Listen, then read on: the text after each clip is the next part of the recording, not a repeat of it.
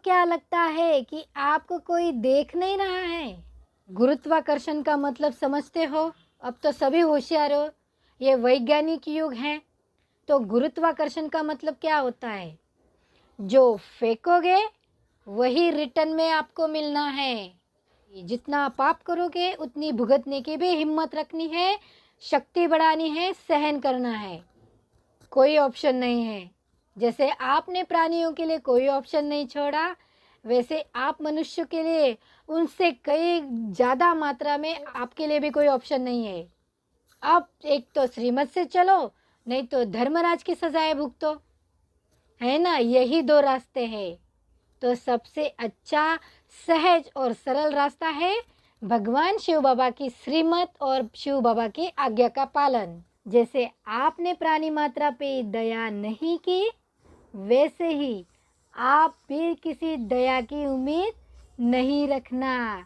जबकि वो मासूम बेजुबा होने के कारण, आप जैसे बुद्धिजीवी नहीं होने के कारण, लाचार होने के कारण, जन्मों जन्मों से बेकसूर होते हुए भी आपके अन्याय अत्याचार सह रहे हैं। कैसे सहते होंगे? ऐसे ही तड़प के मर जाते हैं। सोचो आप इतना सा भी दुख दर्द सह नहीं कर सकते। हम एक दिन भी बुखार नहीं सह सकते। बेचारे बोल नहीं सकते तो आप कुछ भी करेंगे? प्राणियों की चीखें तड़प आपको सुनाई नहीं दे रही है। आप मौज मना रहे हैं। आपने उत्पात मचा के रखा है मांसाहार खा खा के, प्राणियों को मार मार के। वैसे ही उत्पात दुगनी मात्रा में मनुष्य को भी भुगतना है। मांसाहार की अत्याचारी रीति रिवाज बंद कर दीजिए। ये मांसाहार ही बंद कर दीजिए। ये रीति रिवाज नहीं, ये गलत संस्कार है। ये गलत परंपराएं आपने डाल के रखी है। इसे बंद करना ही होगा, तभी आप अगली सजाओं से बच सकते हैं।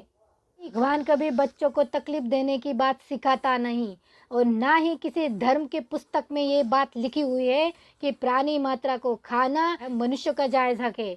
ये किसी का भी जायज हक नहीं है। प्राणियों को अलग से दांत रहते हैं, उनकी संरचना अलग रहती है, इसीलिए मजबूरी में उन मांसाहार खाना पड़ता है, उनको प्राणी खाने पड़ते हैं। हमें कौन सी मजबूरी है? हमें बुद्धि दी है, अच्छी जुबान दी है, पढ़े लिखे हैं, ज्ञान प्राप्त है, सुसंस्कृत है। अब हम आदिवासी है क्या? आधुनिक टेक्नोलॉजी है, साइंस के ज़माने में है। हमारे लिए सृष्टि में बहुत सारी अलग चीज़ें हैं खाने के लिए, शाकाहारी अन्न है। हमें ज़रूरत ही नहीं है, हमारे लिए बहुत कुछ दे रखा है भगवान ने। फिर इन बच्चों को, इन मासूम बच्चों को क्यों खा रहे हैं आप? आपके विकारों की सजा इन बच्चों को क्यों दे रहे हैं आप? कानून नहीं है, अब जल्द ही कानून आएगा।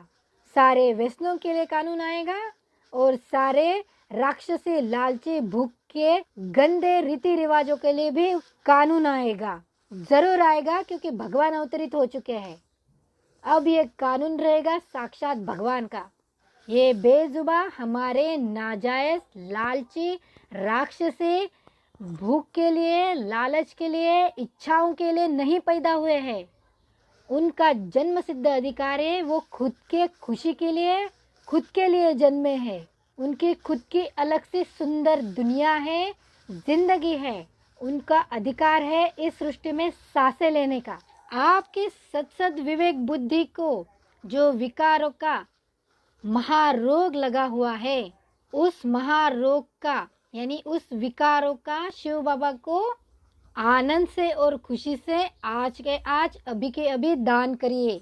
ये हम सभी प्राणी मात्राओं के लिए शिव बाबा का समान ही न्याय होगा। मनमानी अत्याचारों की सीमाएं आपने पार कर दी है। पता है हम किसी को बचा नहीं सकते, लेकिन ये भी पता है कि मनुष्य भी नहीं बच सकते।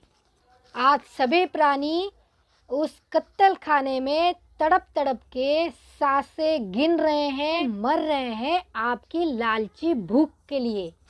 जब तक ये अन्यायी, अत्याचारी संस्कार, ये रीति रिवाज बंद नहीं होते, आपके दुख दर्द कभी दूर नहीं होंगे। लिख लो आप, बिना सांस लिए हुए तड़प तड़प के बांध के रखे हुए हैं। वो भी कैसे बांध के रखे? इतनी छोटी छोटी जगह पे बांध के रखे हैं। सिंपल बात है कि आप अपने बच्चों को मरते तड़पते नहीं देख सकते, तो भगवान कैसे इन बच्चों को मरते तड़पते देख सकते हैं? क्योंकि इनका निर्माण तो भगवान ने ही किया हुआ है।